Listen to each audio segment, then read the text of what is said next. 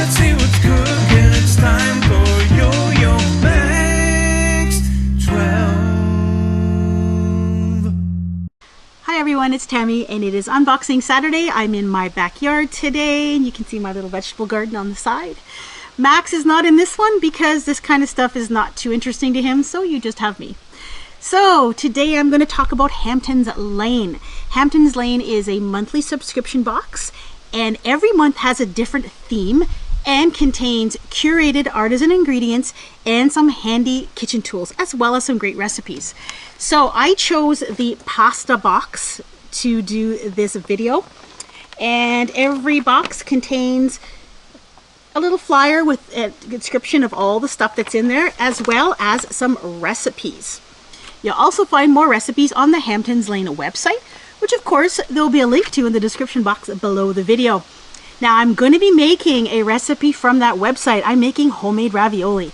I've never done that before, so I'm really excited to give those a try and to taste those. And so if you want to see the ravioli recipe and you want to skip the unboxing, here is the time reference for you to skip to right here. Okay, so Hamptons Lane, they sent me the pasta box.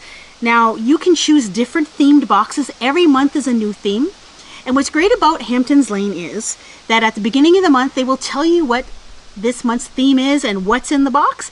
And if you don't like it, you just tell them, hey, skip this one. I'm going to wait till the next month and see what comes out then. So you know what? If you don't like it, you just skip it. It doesn't cost anything. And you can just wait till next month and then decide if you want to buy that one or not. So you know what? You never get things that you don't want. So the pasta box was something I was really looking forward to, so let's jump into it and I'll show you what was in this particular box. The box itself is, well, it's a box. I'm going to show you. Here's the box. It's a cardboard box, but what's inside is what's important. It has some great tools and some awesome ingredients. First thing I'm going to show you is this pasta drying rack. Of course I put it together, really easy to put together. Everything in here is excellent quality, high quality stuff. This is very sturdy. The wood, it's bamboo, I believe, and it's all finished. And I didn't have one of these, and I always wanted one. So when I make homemade pasta, you just hang it on here to let it dry a little bit. So this pasta drying rack, and it also had, I've taken everything out of the boxes here, so it would save a little bit of time. This is a Tagliatelle Maker, and you take strips of pasta and then you roll this on it and it makes little thin noodles. And this is very, very solid, and this is something that you will have forever because it's such good quality and it's so sturdy.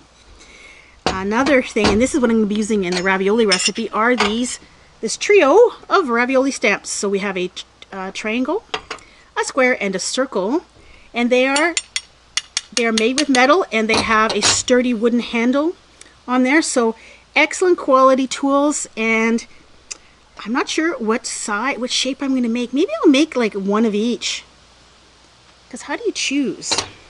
Well, we'll let you know. You'll see that in the recipe.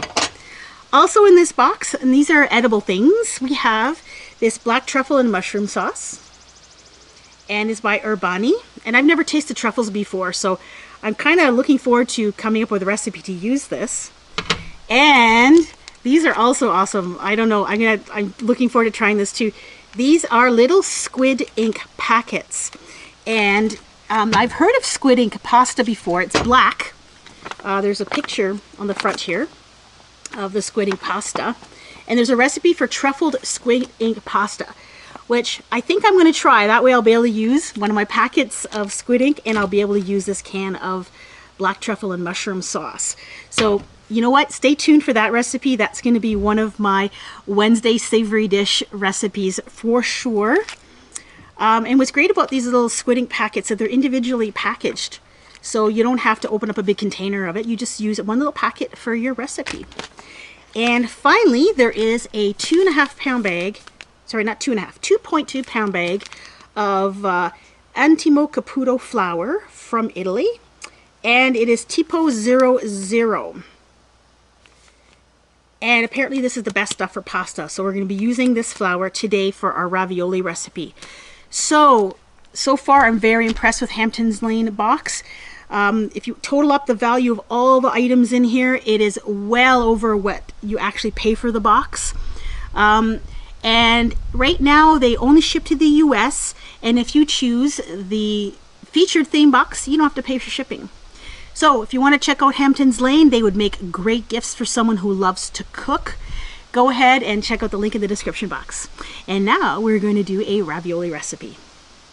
All right, starting off with the dough for the ravioli, I'm using 3.5 cups of flour. In this bowl, I'm using my stand mixer because I'm spoiled and it's just so easy. You can just use this in a regular mixing bowl if you'd like. Make a well in the center of your flour, add in half a teaspoon of salt, 4 tablespoons of water, and 4 eggs. And then you're going to beat this with the paddle attachment for about 30 seconds to a minute. If it's super dry and crumbly looking, you can add in half a tablespoon of water at a time until it gets moist looking. But don't add too much water. You want it to be just a little bit on the dry side. Then you're going to switch to your hook attachment and you're going to knead this with the hook attachment for about 2 minutes or so until the dough kind of comes together and it starts slapping around the sides of the bowl. Then you're going to remove it from the bowl and you're going to allow the dough to rest for a little bit. Now, I probably added a little bit too much water when I put this. I usually do that. So what I did was I put a little bit of flour on the counter and I kneaded in just a little bit of flour until the dough didn't feel sticky anymore. Then I put this into a plastic bag. You can wrap it up with plastic wrap as well and allow it to rest for about 20 minutes. Don't skip this step because it will make your pasta making so much easier later on. After the dough rested, I cut it into 4 pieces and it's still pretty sticky. So I knew I was going to have to add a little bit more flour. Now, this is my Kitchenaid mixer with a pasta attachment. It works so well. If you don't have one, then you just use a rolling pin on your countertop. So I dipped that dough ball into some additional flour because it was just a little bit sticky. And you're going to start off with setting number 1 on your pasta maker, which is the biggest setting. Pass it through once, fold it in half, and put it through again. You should only have to fold your dough on that first setting. Now, before you switch to setting number 2, sprinkle a little bit of flour onto your piece on both sides, and that'll just make it a lot easier to work with, and it won't stick to anything that way. Just a tiny bit of flour, just a dusting on both sides of your dough piece.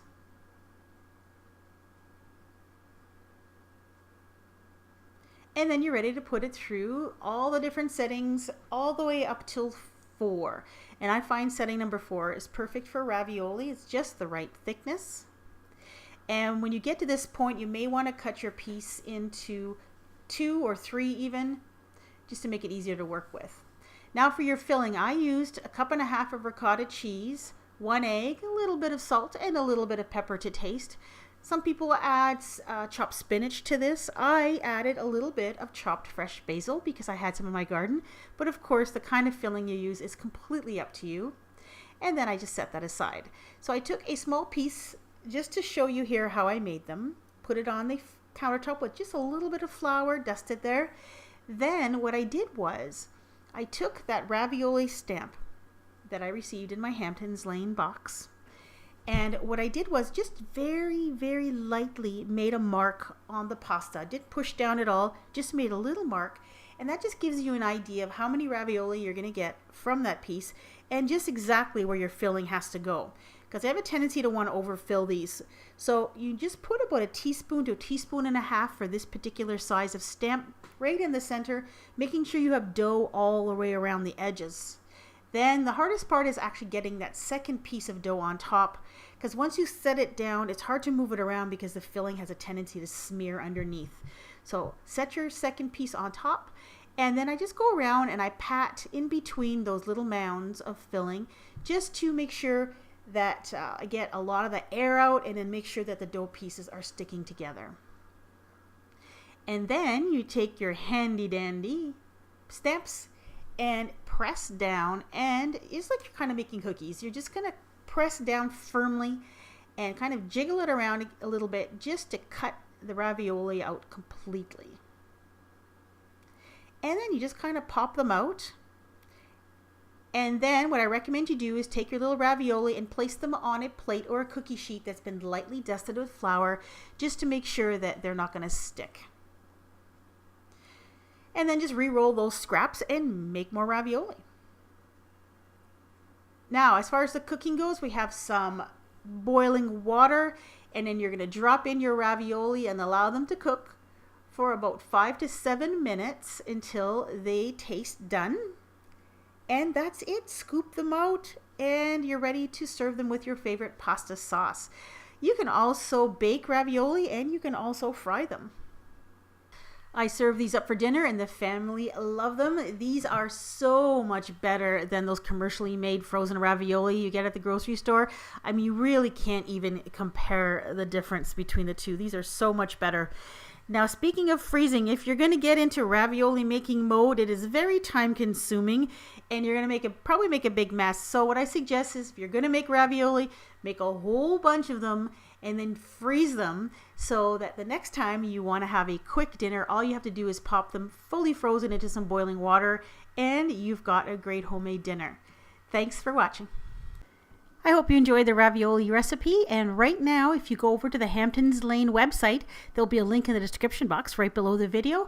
If you enter in the code Yoyomax10 off when you check out, you can save $10 on your Hamptons Lane box. Bye-bye.